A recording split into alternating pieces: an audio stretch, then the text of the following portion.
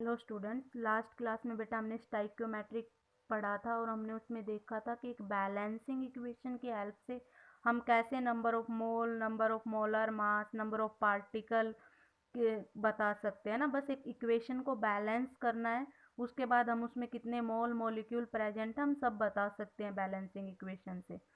अगला आज का हमारा टॉपिक रहेगा लिमिटिंग रिएजेंट। लिमिटिंग रिएजेंट समझाने के लिए बेटा मैं आपको एक एग्जांपल देती हूँ। मान लीजिए एक फैक्ट्री है जिसमें हमें साइकिल प्रोडक्शन करना है ना, बाईसाइकिल प्रोडक्शन हो रहा है। उसमें आपने देखा कि एक हमें मान लीजिए कि 10 साइकिल प्रोडक्शन करना था, लेकिन हमने देखा कि हैंडल जो बने तो फैक्ट्री में वो 12 बने। और हमने देखा, अब आप पहले ये बताइए मुझे, एक साइकिल बनाने के लिए कितना हैंडल चाहिए? एक। कितने टायर चाहिए बेटा? दो। कितने सीट चाहिए? एक। ठीक है। लेकिन हमने क्या देखा कि फैक्ट्री में 12 हैंडल बन चुकी है, 15 सीट भी बन चुकी हैं और 12 टायर बन गए बेटा। ठीक है।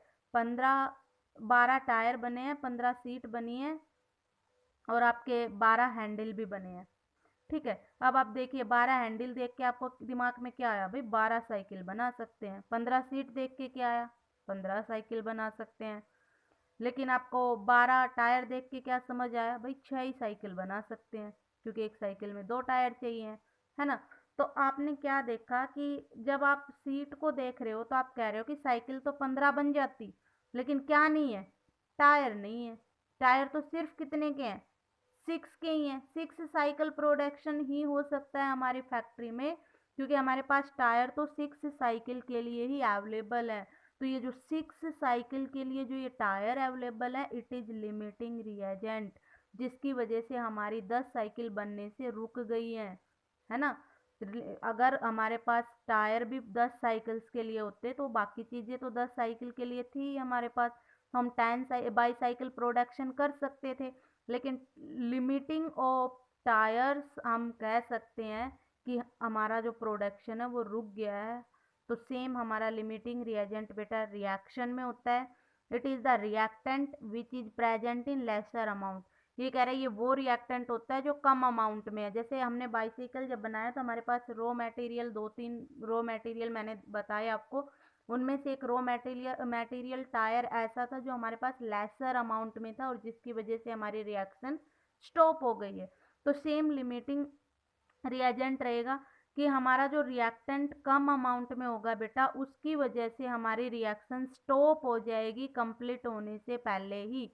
हमारा टारगेट 10 साइकिल था, लेकिन 10 साइकिल टारगेट कंप्लीट होने से पहले ही हमारा जो प्रोडक्शन जो था टायर्स का लिमिट होने की वजह से हमारा जो टारगेट हमने बनाया था वो तो पहले ही खत्म हो गया, है ना। क्योंकि 10 साइकिल तो हम बना ही नहीं सकते, टारगेट तक तो हम जा ही नहीं सकते, क्योंकि हमारे पास कुछ लिमिटिंग चीज़ें प्रेजेंट है, कुछ लिमिटेड चीज़ें प्रेजेंट है, जिसकी वजह से हम अपने टारगेट को अचीव नहीं कर सकते। तो लिमिटिंग रिएजेंट सेम हमारा एक रिएक्टेंट होता है रिएक्शन में, जो लेसर अमाउंट में प्रेजेंट होगा बेटा, और जिसकी वजह से हमारी रिएक्शन कंप्लीट होने से पहले ही क्या हो जाती है? स्टॉप हो जाती है। फॉर एग्जाम्पल, हमने a प्लस बी से c बनाया। ठीक है। ए हम 10 ग्राम लेके चल रहे हैं, बी हम 10 ग्राम लेके चल रहे हैं और हमने कहा कि सी 20 ग्राम बन जाएगा। लेकिन मैंने क्या देखा कि 20 ग्राम सी बनाने के लिए मुझे 10 ए चाहिए और 10 ही बी चाहिए। लेकिन अब मैंने जब रिएक्शन करवा रही थी तो हमने एक चीज नोट करी कि हमारे पास ए तो कितना है? 10 है बेटा, लेकिन बी कितना है? हमारे पास बी ओनली 8 ग्राम ही प्रेजेंट है।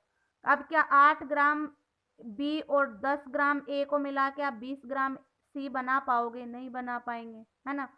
क्योंकि 20 ग्राम सी बनाने के लिए तो मुझे बी भी कितना चाहिए था? 10 ग्राम चाहिए था। तो मेरी रिएक्शन क्या करेगी? स्टॉप हो जाएगी, है ना। 20 ग्राम सी बनने से पहले ही रिएक्शन स्टॉप हो जाएगी।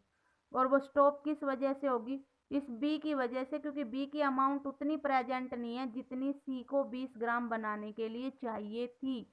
तो बी यहाँ किसका काम करेगा? एक लिमिटिंग रिएजेंट का काम करेगा, क्योंकि इसकी वजह से रिएक्शन क्या हो गई है बेटा? स्टॉप हो गई है टाइम से पहले। ठीक है। तो ये था लिमिटिंग रिएजेंट। एक न्यूमेरिकल करते हैं on the basis of limiting reagent. 32 gram CH4 is reacting with 80 gram O2। ये कह रहा है 32 ग्राम CH4 रिएक्ट कर रहा है 80 ग्राम O2 के साथ और हमें मिल रहा है CO2 और H2O। हमें बताना है कि इसमें लिमिटिंग रिएजेंट कौन है, हमें बताना है नंबर ऑफ मोल कितने हैं CO2 और H2O के जो फॉर्म होंगे। ठीक है भाई, सबसे पहले मैं बैलेंस केमिकल इक्वेशन लिख लेती हूँ, क्योंकि बैलेंस केमिकल इक्वेशन लिखने के बाद ही मुझे समझ आएगा किसका कितना मोल है, क्या सीन है ना। तो हमने देखा CH4 plus 2O2 plus CO2 plus 2H2O मैंने बैलेंस करके लिखी है बेटा। ये इक्वेशन बैलेंस है, जितने कार्बन नाइट्रोजन ऑक्सीजन इधर है उतने ही कार्बन नाइट्रोजन ऑक्सीजन उधर भी है बेटा। अब इधर देखिए 1 मोल ऑफ CH4 दिखाई पड़ रहा है, 2 मोल ऑफ O2 दिखाई पड़ रहा है, 1 मोल ऑफ CO2 दिखाई पड़ रहा है एंड 2 मोल ऑफ H2O हमें रिएक्शन में दिखाई पड़ा। बेटा इसका मोलर मास निकालिए, 12 कार्बन का, 4 हाइड्रोजन का 16 ग्राम आ गया, एक ऑक्सीजन का 16 होता है, टोटल 4 ऑक्सीजन है 64 ग्राम आ गया। CO2 में बात करें कार्बन का 12, ऑक्सीजन का 32, 44 ग्राम आ गया। H2O में बात करें हाइड्रोजन का 2 होता है, 4 हाइड्रोजन तो 4 प्लस में 2 ऑक्सीजन 32, तो ये आ गया 36 ग्राम। तो हमारे पास मोलर मास आ गए हैं सबके।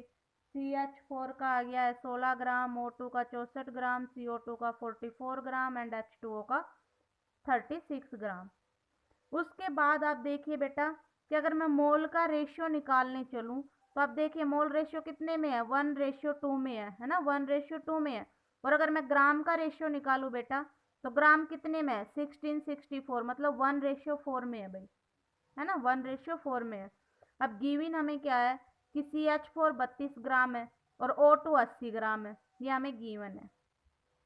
ठीक है भाई, अब आप देखिए जब आपके पास 16 ग्राम CH4 था तो आपके पास ऑक्सीजन कितने ग्राम था, 64 ग्राम, 4 गुना। तो अगर आपके पास मैं CH4 को 32 ग्राम कर दूं तो O2 कितना होगा, 32 का 4 गुना कर दूं उतना होगा। तो मैंने 32 का 4 गुना किया, ये हो गया 128 ग्राम। लेकिन प्रेजेंट तो हमारे पास कितना है बेटा, सिर्फ 80 ग्राम प्रेजेंट है। समझ आ रहा है ना। देखिए जब 16 ग्राम था तो 64 ग्राम था O2, जब CH4 16 ग्राम था तो O2 64 ग्राम था, मतलब रेशियो 1:4 है। अब इसने कहा कि CH4 तो 32 ग्राम है, तो अगर CH4 का O2 4 गुना है तो इसने कहा 32 ग्राम है CH4, अब तो O2 कितना होना चाहिए, 128 ग्राम। लेकिन इसने क्या कहा कि है कितना, सिर्फ 80 ग्राम है, मतलब कम है। तो यहाँ पे O2 क्या कर रहा है, एक लिमिटिंग रिएजेंट का काम कर रहा है, क्योंकि जितना रिएक्शन को कंप्लीट करवाने के लिए इसको होना चाहिए था उतना नहीं है। तो लिमिटिंग रिएजेंट तो कौन आ गया, हमारा O2 आ गया बेटा। क्यों, क्योंकि given mass should follow 1:4, it should be follow 1:4 because here we can see that CH4 and O2 ratio is 1:4, so it should be follow 1:4 and O2 must be 128, है ना। अगर हम 1:4 को फॉलो करेंगे तो हमारा O2 must be 128 because CH4 is 32 ग्राम, है ना। लेकिन यहाँ पे कितना है, 80 ग्राम है, तो it's behave like an limiting reagent बेटा। अब देखिए O2 से CO2 हम बना रहे हैं, जब O2 हमारा 64 ग्राम था बेटा तो CO2 कितना ग्राम था, 44 ग्राम था। अब O2 ये कितने ग्राम कह रहा है, 80 ग्राम है, तो CO2 कितना बन जाएगा, 44/64 इंटू 80 कितना बन गया, 55 ग्राम बन गया बेटा। अगला देखिए O2 से H2O कैसे बना सकते हैं। O2 हमारा कितना है, 64 ग्राम है, O2 कितना है 64 ग्राम, और उससे H2O कितना बन रहा है, 36 बन रहा है।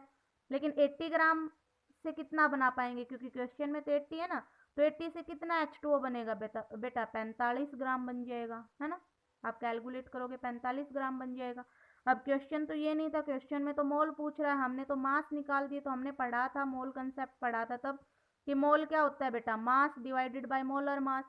मोल निकालिए CO2 के, CO2 का मास कितना है बेटा 55 ग्राम, और CO2 का मोलर मास कितना होता है 44, एटॉमिक मास का प्लस करके निकालते हैं, मोल आ गया 1.25 मोल बेटा। अब मोल ऑफ H2O निकालिए, मास कितना आया था 45 एंड मोलर मास H2O का कितना होता है 18, 45/18 कितना आ गया 2.5 मोल। ठीक है बेटा। तो हमारे पास मोल ऑफ CO2 आ गया 1.25 एंड मोल ऑफ H2O आ गया बेटा 2.5।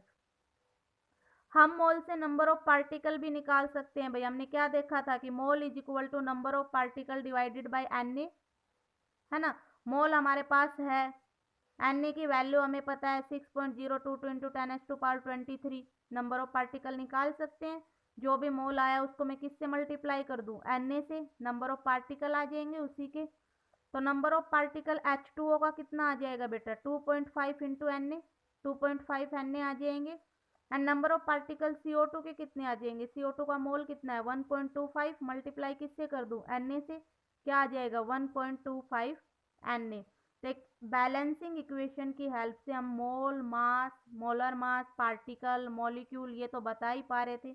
अब हमने देखा कि अगर कोई जितना अमाउंट में होना चाहिए प्रोडक्ट के लिए उतना नहीं है तो हम उसको लिमिटिंग रिएजेंट कह रहे हैं, और उसकी हेल्प से फिर कितना मोल पे इफेक्ट पड़ रहा है, क्या नंबर ऑफ पार्टिकल आ रहा है, वो सब हम कैलकुलेट कर सकते हैं बेटा।